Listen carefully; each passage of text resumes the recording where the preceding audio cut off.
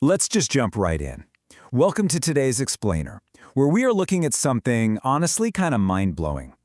We're talking about how digging up the exact historical, scientific, and linguistic context of ancient texts literally changes everything about how we understand them. You know, we so often read these legendary stories through our own modern lens. But when we actually pull back the curtain and step into the world those authors actually lived in, well, the real story turns out to be way more incredible and definitely more surprising than the myths we've inherited. So, keep this question kicking around in the back of your mind as we go. What if the stories we think we know inside and out are actually missing their most important piece? Think about it. Without that original context, we could be totally misinterpreting the ancient world. We might be reading poetry as hard history, or seeing political rebellion as divine wrath, or just projecting our own modern biases onto an ancient culture. The absolute bottom line here is that to truly understand the text, we have to understand the times. Okay, here is our roadmap for today. We're going to investigate the real Great Flood, uncover the true story behind Nineveh, decode the apocalypse, and finally look at a massive culture-shifting mistranslation. Let's peel back these layers. Section 1. The Real Great Flood, Unearthing the Sumerian Ark. When we actually stack these ancient texts up against each other, a really fascinating picture starts to emerge. Take the familiar biblical account. Noah endures 40 days of rain, builds the ark, and it eventually rests on a mountain, right? Well, look at the much older epic of Gilgamesh from the Sumerian civilization. In that text, a guy named Utnapishtim gets a warning from a god to build a boat, endures 6 days of crazy heavy rain, and grounds his vessel on a mountain. It's wildly similar.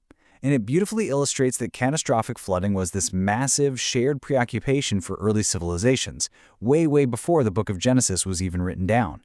And get this, we actually have the hard scientific data to back up exactly why they were so hyper-focused on floods. Based on the research of climate scientist Mark Altaweel, we can look at ancient stalagmites from a cave in northern Iraq to actually trace ancient rainfall patterns. It's like a geological climate record. Right around 3500 BCE, right when the ancient city of Uruk was forming, that region experienced literally the wettest century in 10,000 years of history. The Euphrates River just completely swelled, turning the whole landscape into lush, super flood-prone wetlands. So those biblical and Sumerian flood myths, they weren't just made up out of nowhere. They were born out of a very real, incredibly traumatic climatic shift. So, if the massive flood was real, what about the boat?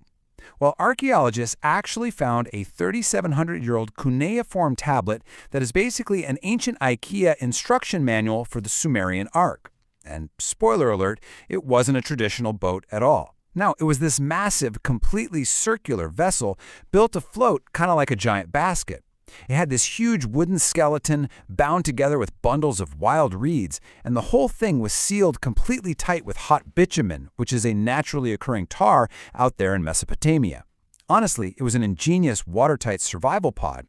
It wasn't built to sail anywhere. It was literally just designed to keep you floating alive during a massive inundation. Moving on to Section 2. Nineveh, the True Story. The Fall of the Assyrian Empire. Just to give you a sense of the sheer scale we are dealing with here, Nineveh was absolutely staggering.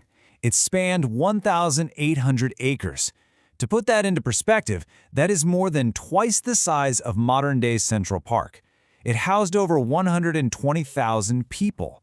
We are talking about the heavily fortified, bustling capital city of the absolute most terrifying superpower on the planet at that time. And let me tell you, that terrifying reputation was incredibly well-earned. The Bible often refers to Nineveh's wickedness, but historically speaking, that wickedness was actually a highly calculated, absolutely horrifying imperial policy. The Assyrians practiced what's called collective punishment. They literally proudly carved reliefs into their palace walls showing decapitations and the mass enslavement of entire populations. It was brutal.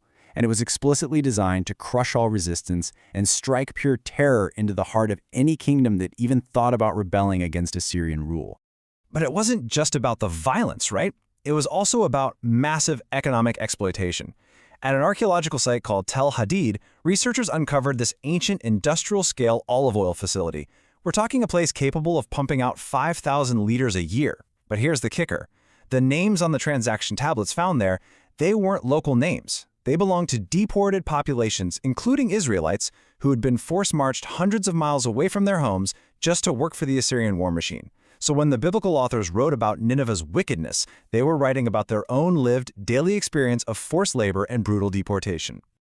But of course, Nineveh didn't last forever. Now, the book of Jonah reads kind of like a parable where the city repents and God's mercy spares them, but the hard historical reality is a whole lot darker. As Assyriologist Stephen Mall points out, a very vengeful political coalition of Medes and Babylonians eventually smashed through the city's mighty walls in 612 BCE. They burnt the gates right to the ground and massacred fleeing civilians in the streets. So Nineveh didn't fall to divine lightning from the sky, it fell to the violent, boiling revenge of the very people it had spent centuries oppressing. Section 3. Decoding the Apocalypse. Visions of the First Century. Okay, so the very first word of the book of Revelation in the original Greek is apocalypsis, and we really need to clear something up here. This text isn't some secret Da Vinci-style code predicting the end of the 21st century world. Not at all. Apocalypse, it was actually a super well-known genre of Jewish literature back in the day. John, the author, was writing a circular letter to 7 real historical churches over in Asia Minor. And those specific communities were facing just crushing pressure and totally violent persecution from the Roman Empire. So John was using this highly symbolic apocalyptic imagery pulled straight from the Old Testament to comfort them. He was trying to give them a heavenly perspective on the very real, very terrifying first-century suffering they were going through right then and there. And the way he does this is just brilliant, because he constantly subverts the reader's expectations. All throughout the text, John will say he hears one thing, but then he turns around and sees something completely different. He hears the booming announcement of the conquering Lion of Judah, right? But he turns and actually sees a sacrificed bloody lamb. He hears a rigid military census of 144,000 soldiers, but turns and sees this massive, diverse, multi-ethnic army of peace. It's a pattern. John is intentionally taking the hardcore, violent military symbols of the Roman world in the Old Testament, and he is just immediately flipping them completely on their head. So, what does this all mean?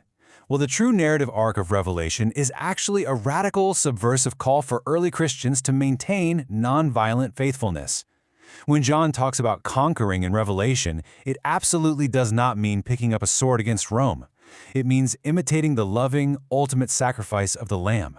It was this powerful message to early believers telling them to hold fast, stick to their faith, and resist the violent, power-hungry culture of the Roman Empire, even if it literally cost them their lives. Finally, Section 4, a culture-shifting mistranslation, the 1946 RSV Bible. Let's look at a completely different kind of context, a linguistic one. Researchers Kathy Baldock and Ed Oxford have been digging into this really fascinating shift that happened in recent history. Back in 1946, a translation committee at the Yale Divinity School got tasked with modernizing the Bible. During this process, they hit 2 pretty rare Koine Greek words in the New Testament, arsenokoite and malakoi. Now, according to these researchers, if you look at the original historical context of those specific words, they were used to indicate abusive or exploitative behaviors. But the 1946 committee translated both of those words into English as homosexual.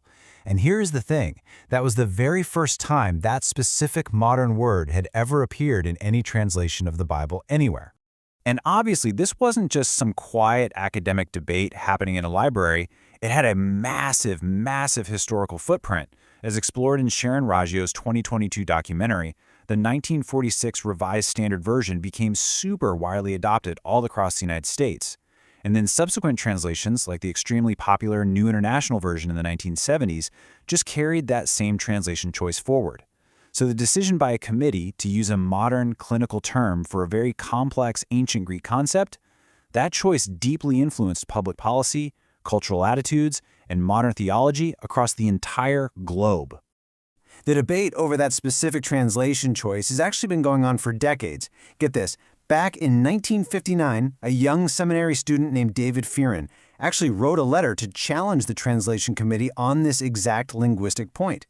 And the response he got back basically said that while it was possibly inaccurate, the damage had already been done. It's a staggering piece of correspondence, really, because it highlights so clearly how the intersection of ancient linguistics and modern assumptions can just fundamentally shape the beliefs and lives of millions of people. So, as we wrap things up today, I think it's incredibly clear that context truly does change everything.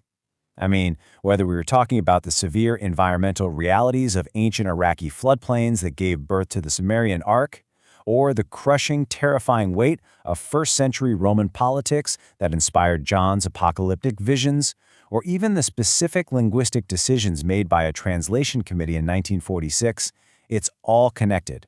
You simply cannot separate a text from the specific, messy, real world in which it was written. Which kind of leaves us with this final, frankly, slightly unsettling thought to ponder. If we can so easily completely misunderstand the ancient world just by ignoring its context, without the proper context, how might future generations completely misinterpret the stories and the records that we are leaving behind today? Thank you so much for joining me on this explainer. Keep questioning your assumptions, keep digging deeper, and always, always look for the true story hidden just beneath the surface. Catch you next time.